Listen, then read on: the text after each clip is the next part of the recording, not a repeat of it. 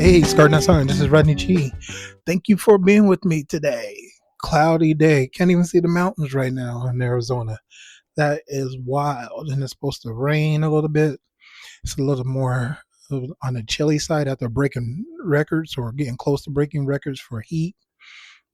Now it's a little chilly and it's supposed to rain a couple of days with a little gloomy right now. So can't even see the mountains. Enough of the weather in Arizona if you care or not. But it's just something to kind of let you know where I'm at and what's going on in this part, as Al Roker says, in this neck of the woods. So just thought that'd be kind of fun. Like I said, Rodney G, Guard Not Silent, and I'm actually here earlier than I have been, so I'm making progress again. And to be kind of honest with you, the little reselling endeavor that I was taking on is starting to pick up a little more. So maybe that's why. And I'm studying for my license, slowly but surely on that. And let's get into it. This one's going to be a gut checker, I think. So we are now into our mini sessions, which is number 2, but our regular season's number 3. And this topic is lost possibilities and new possibilities. And the episode for today is the life I thought I'd have.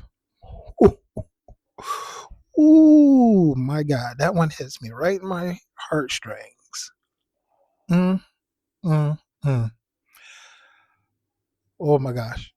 If you've been following me, you know I've been very, very open and transparent, and I will continue to do that. But this one is one that's really getting in there. This is worse than me peeing on myself, damn near. So, the life that I thought I would have had always started with me thinking as a kid that I was going to be probably a businessman of some type, because I always had a vision of wanting to wear suits and flying to meetings and living that lifestyle, which I knew wasn't happening early on. Uh, I got my degree, and I ended up getting, jobs after my degree. Nothing real spectacular, but met a lot of amazing people, a lot of amazing clients. And at the time I was young and I was paying the bills and I was able to go out. And then after, the kidney disease, uh, things kind of slowed down. Once I stopped working, I thought it would be more of a temporary uh, thing. Once I got my kidney, then life would be back to normal. And COVID happened, so it was a good time to kind of reposition, get a life coaching certification, and then start my own business that way.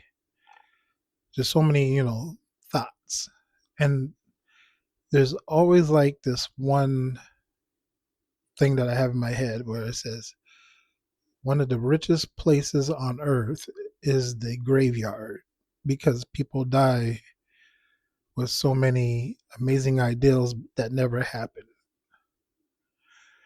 And I had really didn't want to be the person that died with all these ideals and be part of a rich graveyard. But quite honestly, where I'm headed, it looks like I'm going to end up in the rich graveyard. Not anytime soon, but it's kind of my reality right now. And I know you could change your reality and things like that. I don't think this is permanent. It just feels like it.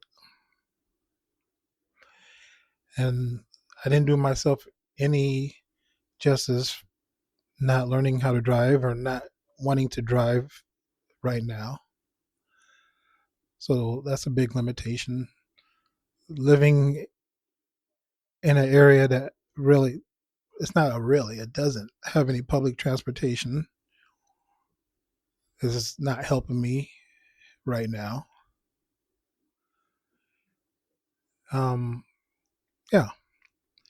So with that all said, I thought I would be so much further in life, and this is actually kind of interesting because I was talking to my wife in the car, and I don't know, we got on the topic of thinking you were going to be at a certain spot in your life, and I said, "Yeah." I said, "I actually feel like a failure."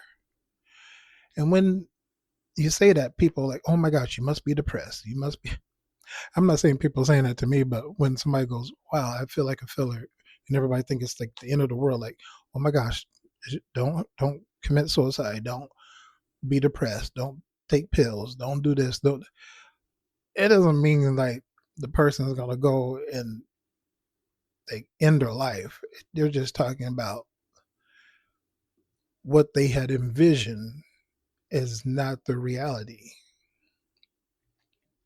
And a lot of choices that we make determine uh, the life we're going to have. And sometimes, in some instances, some things are truly just a part of an environment. If you get in, if you could get out. Um, so yeah. So when I say like a failure, like I don't know what purpose I have. Like there's a purpose. Like I know my purpose is to help people, but like really my purpose for me, like where's it gonna go? Like it can't continue like this for another 20 something years or so. And I guess it can if I let it. And, you know, it's just one of those things as when you're younger, you vision, something totally different. I feel like in a lot of ways, like that people say the American dream, like I've done a lot of things to get the American dream, but haven't got the so-called American dream. Like I didn't go to prison. I don't have a bunch of children running around. Like I not on drugs. Um, have education. So to me, it's been like a little hard to grasp the American dream.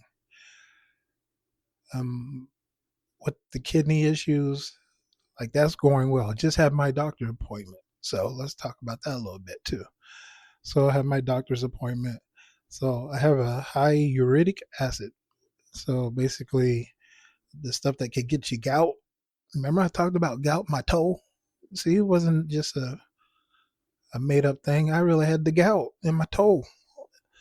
And so my toe don't hurt though, but I still have the high acid levels, which another pill. And I got another pill to hopefully extend the life of, the heart and kidneys.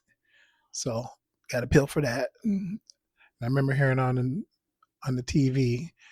So they must be pushing this pill to extend the life. Um, so that's good. So I got that. My INR is balanced out.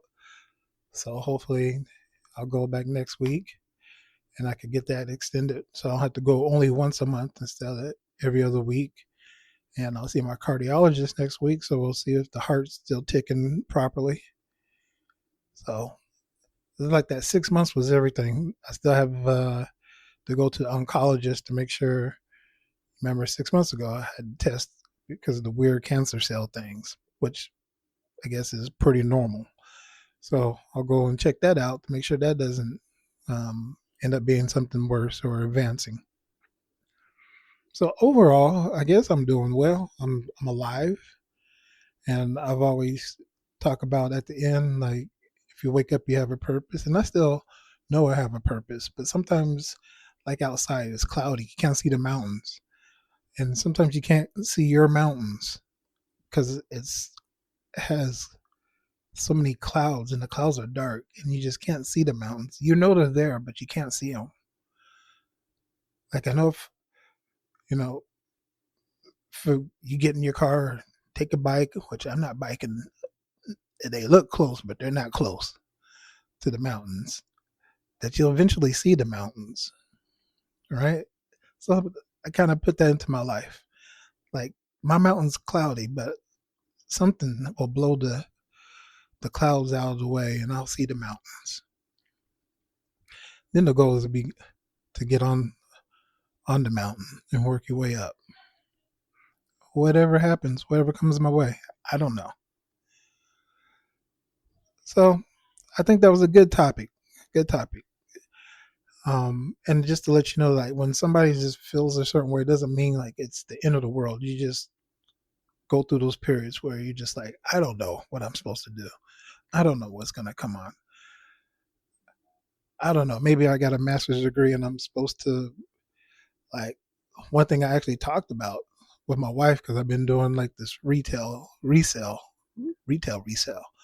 Like, and I feel like I told her this is probably the first time, at least in 6 years, that I felt like I'm being productive. And what it is like going to thrift stores, or this is all I've been in thrift stores right now, and just buying clothes and reselling them. But it comes with a lot of other like researching brands and stuff like that. So being really in it, and it's not the fastest process, but it picks up. So so I've been doing that, and actually I've been able to like make money. You know, they're actually able to pay back what we invested. And now we're just working on getting the profit. So that has been amazing to actually do something. You know, you package them up. If you might have to wash them at some point if they're got stains on them or something. Um, you put it in the computer system. You take pictures, and you got to put all the information into it. So there's a lot more work than just taking pictures and stick them on there. But then people want those objects that are for $6 at a Walmart. Well, not Walmart, but some people you could go and get their sales and resell them too. But at the thrift store, and then sell it for $40. And I like to look at the clothes. Like I'm not necessarily like uh, a fashion guru, but I definitely enjoy looking at the videos on YouTube and then going to the store and going, oh, that's that brand that they talked about, and grab it like you're a thief in the night because you feel like somebody's going to see you and take the shirt out of your hand. Because there's also a lot of other people that are doing the same thing. You could tell the resellers.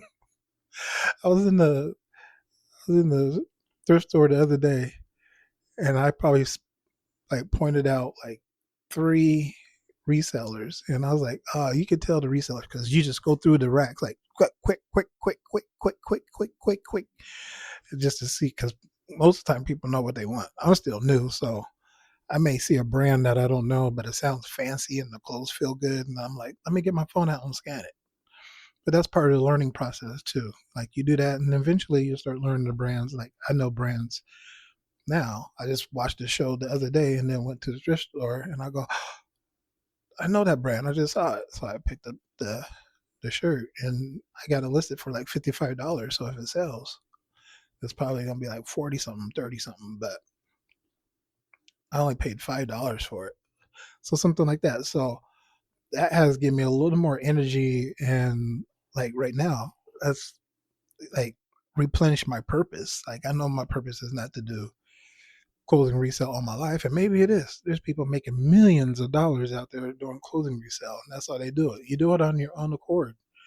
So for me, this has been pretty awesome because I'm able to do it. If I'm doing it, probably if I'm going to have to do it like at a mass level, like if it ever gets to that, like I'm probably going to have to drive. Unless I take Ubers around town. Now, if I'm a millionaire, I could pay to take an Uber several times a week to different thrift stores, but who knows? That might be a little ridiculous. But it's just gives you some hope. And that's like when I always tell people, like, you're on dialysis, it's like something so simple as maybe learning how to crochet, and you make an item and you can sell it. Like, all the time you're on that machine, and if you start weaving, could you imagine how many maybe little pot holders that you have, and you sell them?